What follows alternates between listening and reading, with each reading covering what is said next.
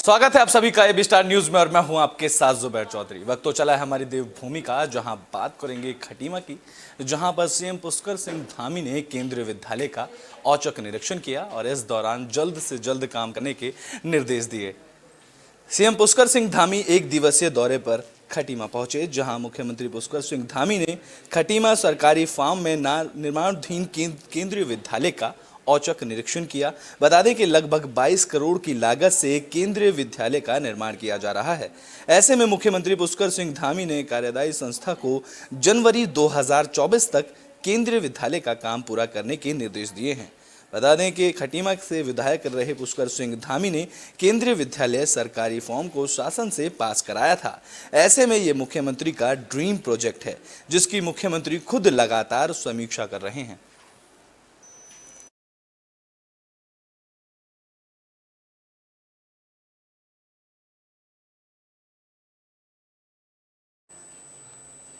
तो खटीमा में सीएम पुष्कर सिंह धामी ने वार्षिक समारोह का उद्घाटन किया। बता दें कि मुख्यमंत्री पुष्कर सिंह धामी खटीमा पहुंचे, जहां उन्होंने शिक्षा भारती आदर्श स्कूल के वार्षिक समारोह का शुभारंभ किया। उन्होंने शिक्षा भारती आदर्श स्कूल के वार्षिक समारोह के शुभ अवसर पर सभी लोगों को हार्दिक शुभकामनाएं दी। इस दौरान उन्होंने कहा कि आशा करता हूं कि ये संस्थान सफलता के नए आयाम स्थापित करेगा। उन्होंने आगे कहा कि हमारी संस्कृति में शिक्षा ग्रहण करने का अर्थ केवल किताबी ज्ञान अर्जित करने तक सीमित नहीं है। यह एक ऐसी यात्रा है जिसमें हम खुद भी अपने अस्तित्व की खोज करते हैं।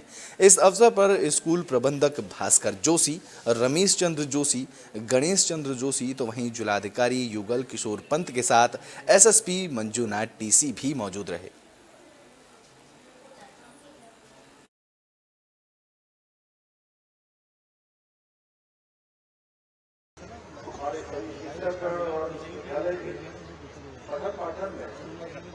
जितना भी योगदान देता है उन सभी को मैं अपनी ओर से बहुत बधाई देता हूं और ये आशा करता हूं कि विश्वविद्यालय निकट भविष्य में भी अपने शिक्षा के क्षेत्र में नए आयामों को स्थापित करेगा। एक ऊंचाई तक इस विद्यालय से निकलने वाले छात्र एक नया इतिहास बनाने का भी। तो उत्तराखंड सरकार ने बजट सत्र को लेकर सारी तैयारियां पूरी कर ली हैं, लेकिन इससे पहले ही कांग्रेस प्रदेश अध्यक्ष करण माहरा का बयान सामने आया। उन्होंने कहा कि बजट सत्र से पहले वे विधानसभा का घेराव करेंगे। उत्तराखंड की ग्राम गैंडसन में आगामी 13 मार्च को बजट सत्र की शुरुआत होने जा रही है, जिसको लेकर सरकार की तरफ से पूरी तैयारियां कर ली गई हैं। तो वहीं दूसरी ओर कांग्रेस ने भी सरकार को घेरने की पूरी रणनीति बना ली है। आपको बता दें कि सत्र से पहले दिन कांग्रेस विधानसभा का घेराव करने जा रही है, जिसे लेकर प्रदेश अध्यक्ष करण माहरा का कहना है कि केंद्र सरकार की वजह से गिरती हुई अर्थव्यवस्था, प्रदेश में हुए भर्ती घोटाला, अंकिता भंडारी केस में अभी तक वीआईपीओ का नाम सामने न आना, गन्ना समर्थन मूल्य को बढ़ावा न दिए जाने के साथ साथ अहम मुद्दों को लेकर कांग्रेस विधानसभा का घेराव करते हुए सरकार को घेरने का काम करेगी। वहीं दूसरी ओर बीजेपी ने कांग्रेस पर सवाल उठाए हैं, जहां बीजेपी प्रदेश अध्यक्ष महेंद्र भट्ट ने कहा कि सरकार सभी विषयों का संज्ञान लेती है, लेकिन किसी व्यक्ति का अहित नहीं होने दिया जाएगा। उन्होंने बार बार कांग्रेस की ओर से आए उद्योगपति को लेकर सवाल उठाए जाने पर कहा कि कारोबारी व्यक्ति कभी लाभ में होते हैं, कभी हानि में होते हैं। यह कारोबार का एक पक्ष होता है। महेंद्र भट्ट ने इस कांग्रेस पर सवाल उठाते हुए कहा कि कांग्रेस के शासनकाल में बहुत से कारोबारी हैं जिनको वह लाभ पहुंचाते थे। आखिर वह लोग देश छोड़कर विदेश क्यों भाग गए? देखिए, गिरती हुई अर्थव्यवस्था, केंद्र सरकार की वजह से हमारा स्टेट बैंक बहुत नुकसान में है।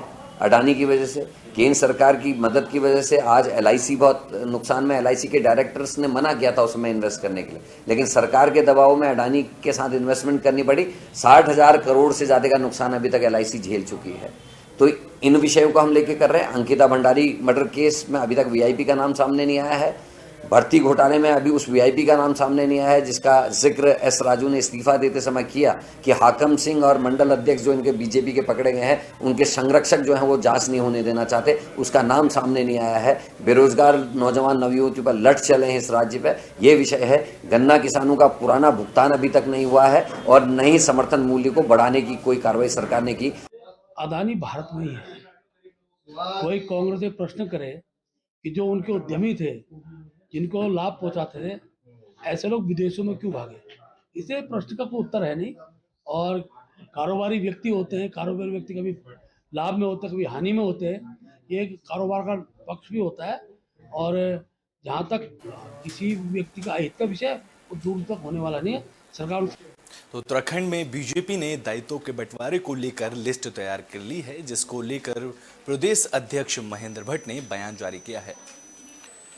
8 मार्च के बाद कभी भी बीजेपी दायित्व के बंटवारे की घोषणा कर सकती है। इसको लेकर बीजेपी प्रदेश अध्यक्ष महेंद्र भट्ट का कहना है कि संगठन स्तर पर दायित्वों के बंटवारों को लेकर विचार मंथन हो चुका है। 8 मार्च के बाद कभी भी दायित्वधारियों को नाम की घोषणा की जाएगी। उन्होंने कहा कि बीजेपी के वरिष्ठ कार्यकर्ताओं को दायित्व दिए जाएंगे, जिसकी सूची तैयार कर ली गई है। उनका कहना है कि सरकार में पार्टी के वरिष्ठ कार्यकर्ताओं को काम करने का मौका मिलेगा और सभी बातों पर विचार मंथन किया जाएगा। जहां दायित्व के बंटवारों को लेकर बीजेपी शुभ मुहूर्त का इंतजार कर रही है। कंप्लीट कर चुके हैं, क्योंकि हमारा दल थोड़ा तिथि बार देख के भी चीज़ों को तय करता है। तो क्या है, होलिस्टक के कारण 9 तारीख को 8 को होली का दहन होगा। उसका किसी भी दिन आप सबको गुजिया मिल जाएगी। कितने लोगों को लगभग? अब वो ठीक है, मुख्यमंत्री का विषय है कितनों को देना है। एक कार्यकर्ता के बारे में सहमति बन चुकी है, सूची केंद्र को हमने भेज दी। तो बुलेटिन में बात अब हरिद्वार की कर लेते हैं, जहां नितिन गडकरी ने हाईवे का जायजा लिया है।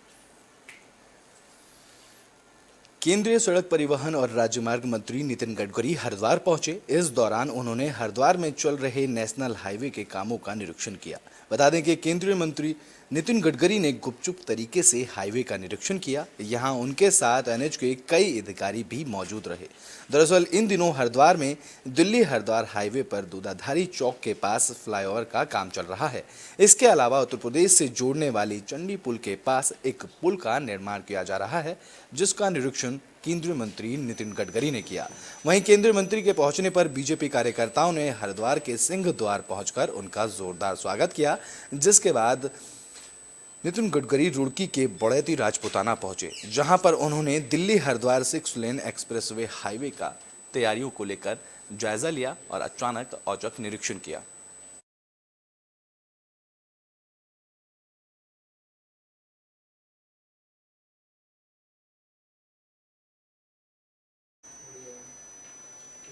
तो ब्रिटेन में बात अब उत्तरकाशी की कर लेते हैं, जहां होली को लेकर पुलिस की तरफ से गोष्ठी का आयोजन किया गया। इस दौरान शहरवासियों से शांति व्यवस्था बनाए रखने की अपील की गई। उत्तरकाशी में पुलिस अधीक्षक के निर्देशन पे होली के त्योहारों को शांतिपूर्वक मनाने और कानूनी व्यवस्था को बनाए रखने के लिए स्थानीय लोगों और व्यापार मंडल के साथ गोष्ठी का आयोजन किया गया।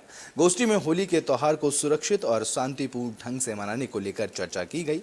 तो वहीं पुलिस की तरफ से सभी CLG सदस्यों से होली के दौरान कानून और शांति व्यवस्था बनाए रखने में पुलिस प्रशासन का सहयोग करने की अपील की गई।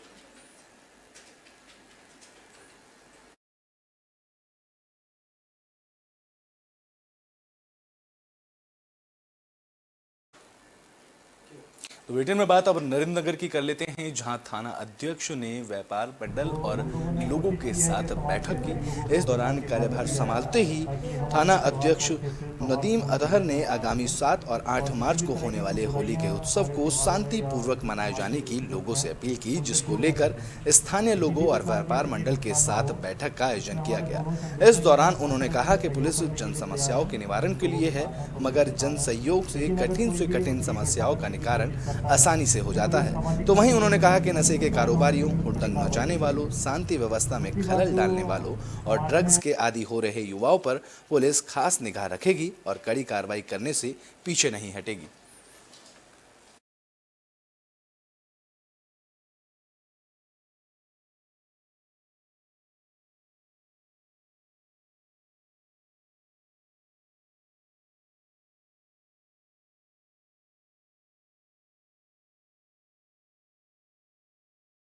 तो हम लोगों ने कोशिश की है कि समाज के सभी लोगों को बिठा के बात की जाए, ताकि हम अपने त्यौहार को अच्छे से सौहार्दपूर्ण तरीके से मना सकें और किसी भी तरह की जो बुराइयां हमारे त्योहारों में या समाज के दृष्टिगत हैं उनसे दूर रह सकें। किसी भी प्रकार की अप्रिय घटना ना हो, इसमें हमारे दोनों ही संदेश हैं कि हम हर तरह से सहयोग करने के लिए तैयार हैं, हम लोगों के साथ हैं, पब्लिक के साथ हैं। लेकिन अगर कोई भी अगर ये घटना करने की कोशिश करता है या कोई असामाजिक तत्व बीच में घुसता है तो हम उसके विरुद्ध कड़ी कार्रवाई भी करेंगे। दूसरी बात जो समाज में फैल रहा है, नशे की बात बताई है, बच्चों में नशा बढ़ रहा है, ये बिल्कुल बात सही है कि आजकल नशे का चलन थोड़ा बढ़ा है, लेकिन ये केवल एक संस्था की प्रयासों से पूरा नहीं हो सकता। जैसे कि आज यहाँ पर थाना अध्यक्ष महोदय की अध्यक्षता में व्यापारियों को बोलने मिलने के कार्यक्रम में एक बैठक आयोजित की गई थी, जिसमें व्यापारियों को सुझाव दिए गए थे और थाना अध्यक्ष के द्वारा यह सहमति भी की गई थी कि जो भी होली कार्यक्रम हो वो शांतिपूर्वक संपन्न हो और अन्य मुद्दे भी अध्यक्ष के सामने रखे गए थे। जैसे सर्वप्रथम मुद्दा यहाँ का नशा मुक्ति का था, क्योंकि यहाँ बहुत नशे का प्रचलन बढ़ चुका है। तो थाना अध्यक्ष से यह निवेदन किया गया कि जो भी इस नशे के क्षेत्र में है उन सभी पर कड़ी कार्रवाई की जाए और ताकि यह क्षेत्र सही और बेहतर तरीके से इस शहर को चलाया जा सके और बच्चों को भी अच्छे। तो उत्तरकाशी के बग्याल गांव में नींव कार्यक्रम का आयोजन किया गया। इस दौरान विधायक सुरेश चौहान ने लोगों को संबोधित किया।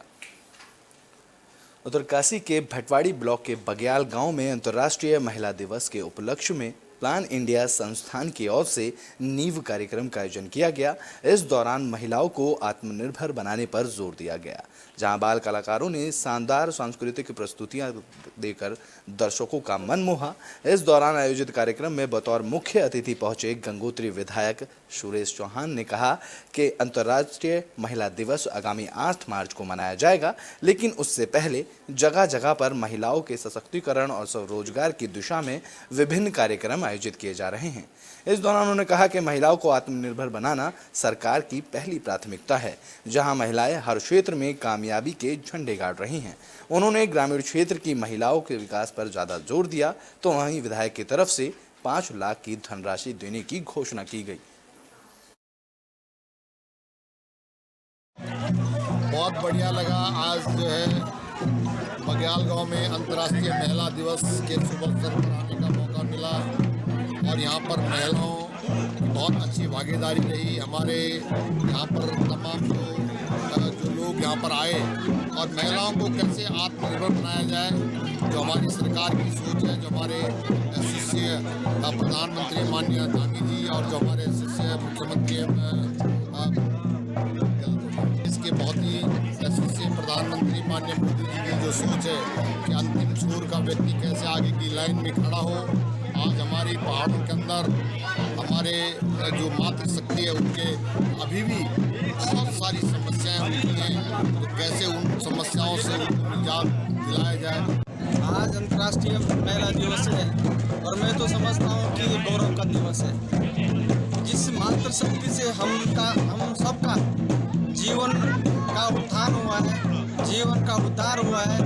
हम सब पुरुषों को भी जो है महिला दिवस के जो आज का दिवस है, इस दिवस को जो है हमेशा की तरह जो है हमें मनाना चाहिए। और मातृशक्ति जो है हमारी ऐसी शक्ति है जो देश की जो है बहुत बड़े स्तर तक जो है हमारे समाज को आगे बढ़ा सकता है। और आज महिलाओं ने, मैं जितने भी महिलाओं ने भाग लिया, मैं सबको धन्यवाद देती हूँ। आप लोगों ने इतने बढ़ चढ़ कर जो है महिला दिवस को मनाया।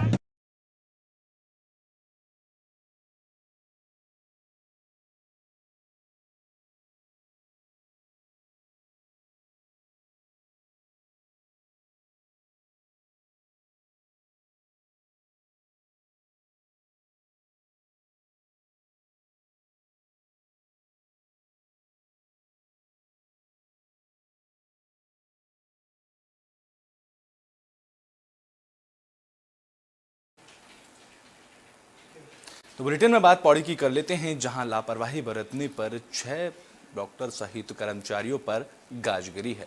बता दें कि पौड़ी में सरकारी कामों में लापरवाही के चलते आधा दर्जन स्वास्थ्य कार्मिकों पर गाज गिरी है।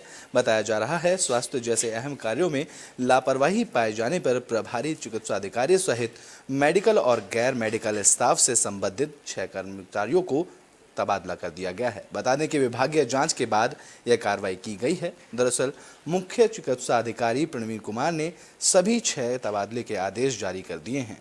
पौड़ी जिले के राजकीय प्राथमिक स्वास्थ्य केंद्र में अहम मामलों में लापरवाही करना केंद्र के मुख्य चिकित्सा अधिकारी को भारी पड़ गया। बताया जा रहा है कि यहाँ एक गर्भवती महिला के बच्चा पैदा होने पर सीएचसी केंद्र की तरफ से उन्हें विटामिन सी के इंजेक्शन नहीं लगाए गए। इस मामले में स्थानीय लोगों ने डीएम आशीष चौहान से भी शिकायत की थी, जिसके बाद मुख्य चिकित्सा अधिकारी ने उनका तबादला कर दिया है।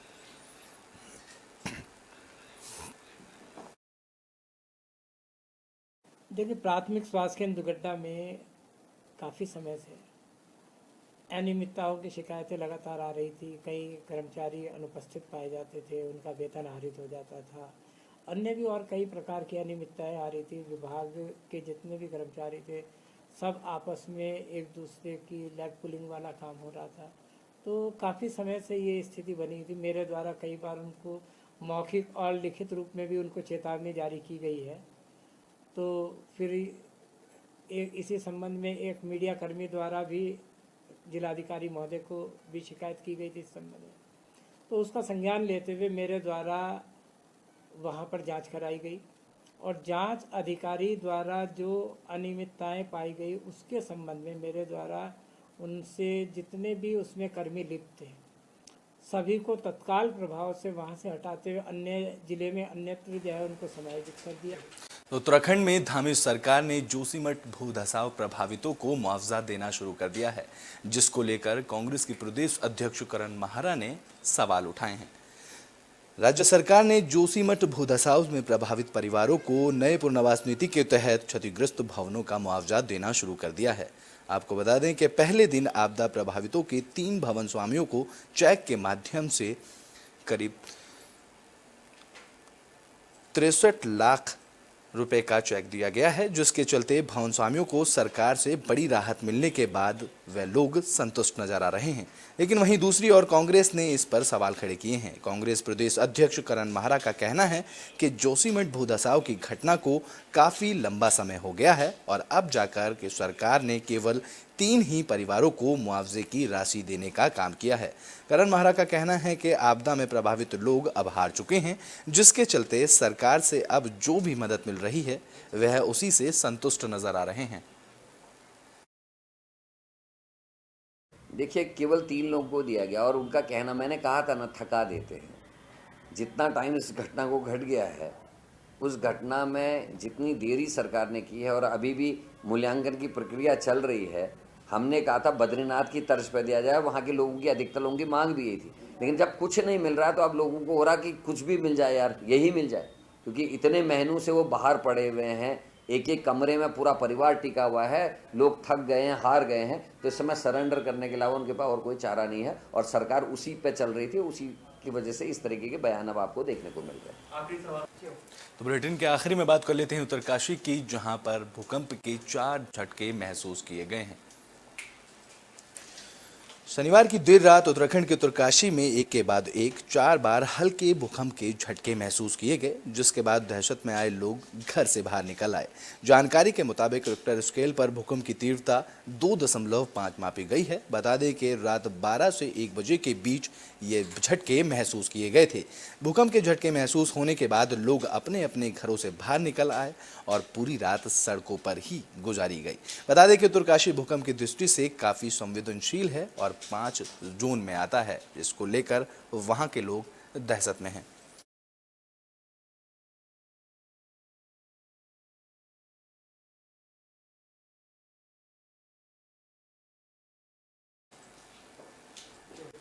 हमारी देवभूमि में अभी के लिए बस इतना ही। देश और दुनिया की तमाम खबरों के लिए देखते रहें एबी स्टार न्यूज।